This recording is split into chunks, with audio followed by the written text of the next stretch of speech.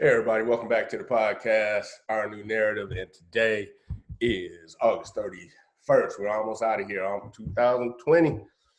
Woo, it's been a doozy. Today, coming to you talking about what happened in Portland, Oregon over the weekend. But before we get started, I want to ask you to like, share, and subscribe the video with a friend, a family member, enemy, your mailman, whoever. Send a link to somebody, spread the love, and help the channel grow. Now, with that said, let's get started. All right, so if you haven't heard, if you've been living under a rock somewhere, and in 2020, I wouldn't blame you, but a pro-Trump supporter was gunned down in Portland, Oregon by a guy who has the Antifa black fist on his neck, white guy. He's Antifa all day, you know, shouting Black Lives Matter and all that stuff. So apparently the dude who was shot, basically heard somebody say, there he is, or there's two of them, or something like that, turns around, pow, pow, right? Basically assassinated in the streets, right? This is real, folks. This ain't peaceful protest. It's time for everybody to wake up. Peaceful protests are people walking arm in arm, hand in hand, chanting certain slogans like "we shall overcome" or "no justice, no peace." As soon as people start throwing stuff, you're not a peaceful protest. So that's issue number one with mass media. All these peaceful protests, and some of you guys have probably seen that video clip where there's this guy, I don't know if he was from CNN or ABC or whatever, MSNBC, whoever. I'm here at the peaceful protest, and there's a fire raging behind him. So come on, folks, wake up. I think a lot of people are waking up to the fact that the left is, the mass media, the mainstream media is in basically in bed with the Democratic Party. So sorry, prove me wrong. Prove me wrong. Now, this is real. History does repeat itself for those who don't know history. So luckily for you, you tuned in today, and we're going to talk a little bit about U.S. history. So before our Civil War, something happened titled Bleeding Kansas. So, when I was going to school, when I was in school, I didn't pay much attention to this subject, and I don't recall it being brought up, and it probably wasn't. So I'll tell you a little bit about it. So Bleeding Kansas, what was that about? Well, the state of Kansas, the Congress decided that, hey, let's let the people decide if they wanted to be a pro-slavery state or anti-slavery state, right? And that was one of the big issues of the day. So what happened was an abolitionist society in Boston decided to help charter basically a few families from the North to settle into Kansas. And what some pro-slavery people did was blow that way out of proportion. They started spreading rumors through the media, the press at the time, that the abolitionists were sending droves of families into Kansas so that for the sole purpose of voting against slavery.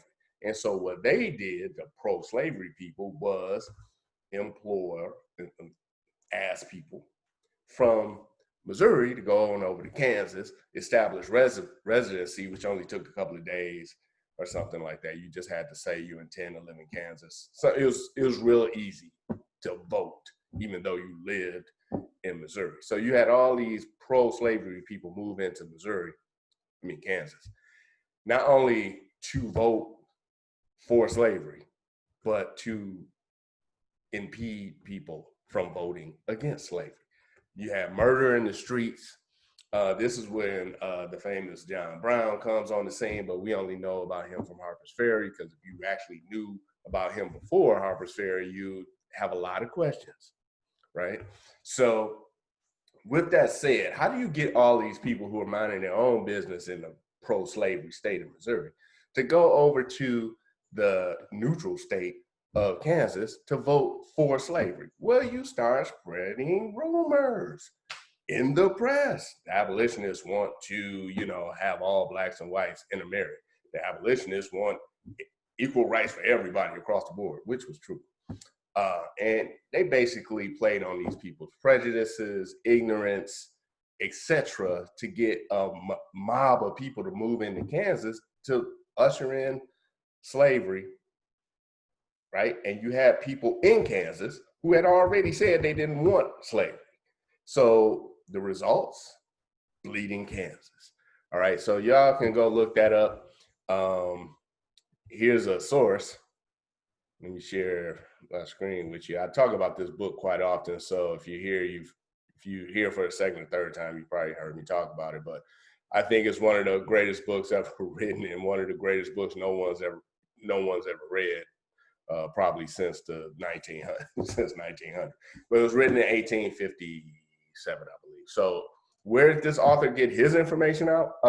Information about bleeding Kansas? He got it from the Congressional Record. So for those talking about credible sources, you know, he got it from the source, written at the time.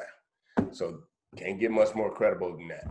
So with that said, I'm gonna leave you guys, but if you haven't heard about it, you know, dude gets shot in Portland by an Antifa guy, far left extremist. The mayor blames the president of the United States, the same president who has offered federal help to calm things down in Portland multiple times, right? He denies that help, he refuses that help, and now you get this innocent guy assassinated on his watch in his city. And what does he say? I'm blaming Trump. And then what does he say after that? Okay, Trump, stop calling me stupid and just support us. Hey, idiot, your constituency need to vote you out of office.